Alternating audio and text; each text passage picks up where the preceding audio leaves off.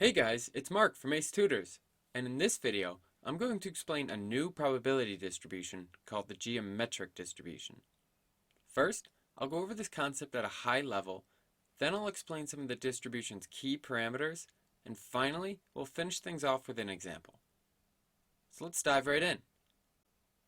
Now the geometric distribution is very similar to the last one we discussed, the binomial distribution. So if you haven't yet watched that video, I recommend clicking here to give that a look first before moving forward.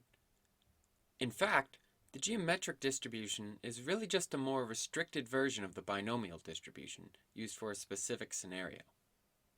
The geometric distribution requires the same conditions to be met as the binomial one in order to be used.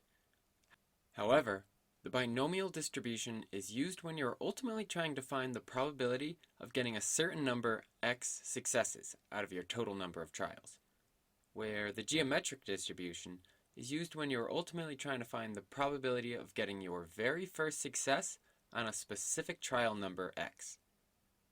So for example, you might be a salesman going to sell insurance door to door, and you want to find the probability of getting a successful sale on your first house, or third house, or 15th house.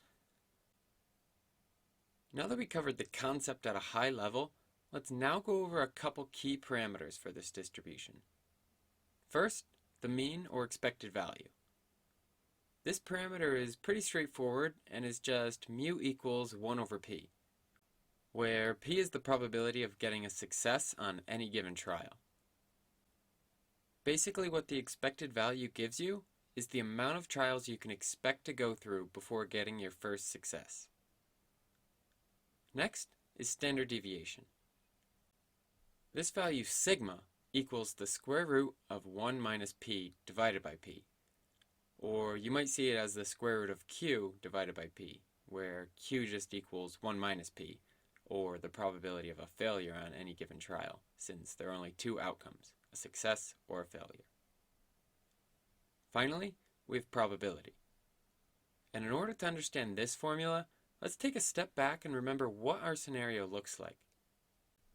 For geometric distribution, we want to find the probability of getting our first success on a certain trial number. In order to have our first success on some trial number x, that means that we must have had failures on every trial before trial number x.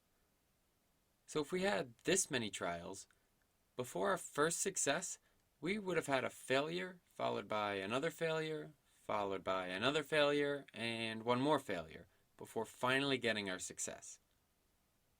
Okay, that's great, but how can we derive a probability from this? Well, since the same conditions as the binomial distribution must have been met, we know that each of our trials are independent from one another. And when you have independent events, you can simply multiply the probability of each event together to get the overall probability of the events occurring. Since the probability of failure is q and the probability of success is p, this gives us q times q times q times q times p. If we were to simplify this a bit, we would have one less failure than we have trials and one success at the end, which reduces to q raised to the x minus 1 times p, where x again represents the trial we want our first success on. Finally, let's solidify this concept with an example. Coming home from work, you always seem to hit every single light. Throughout time, you calculate the odds of making it through any light to be 0.2. On any given night, how many lights can you expect to hit before finally making it through one? And with what standard deviation?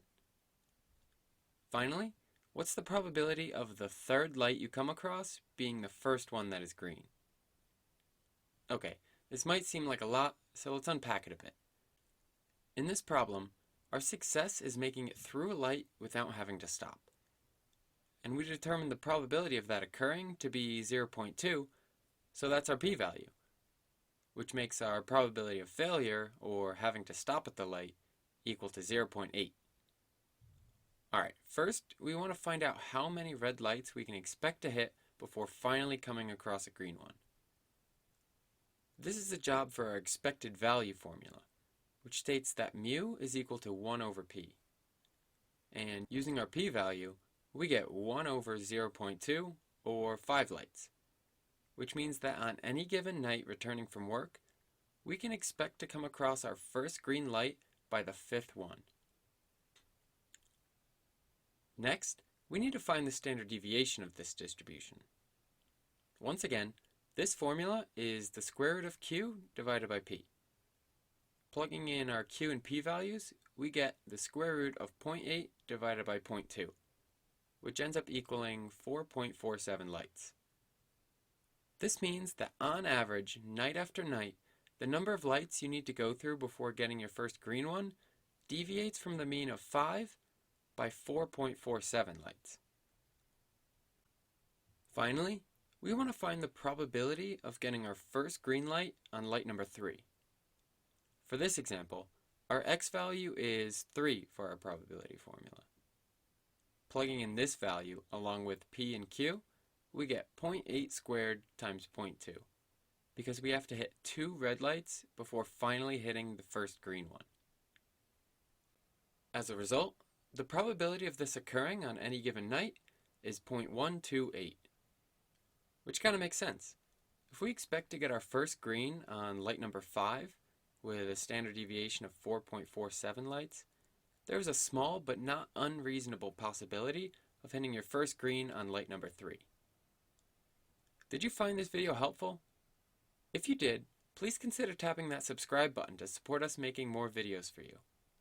If not, please leave us a comment down below to let us know what we can do better. Thanks again for watching, and remember, you have big dreams. Don't let a class get in the way.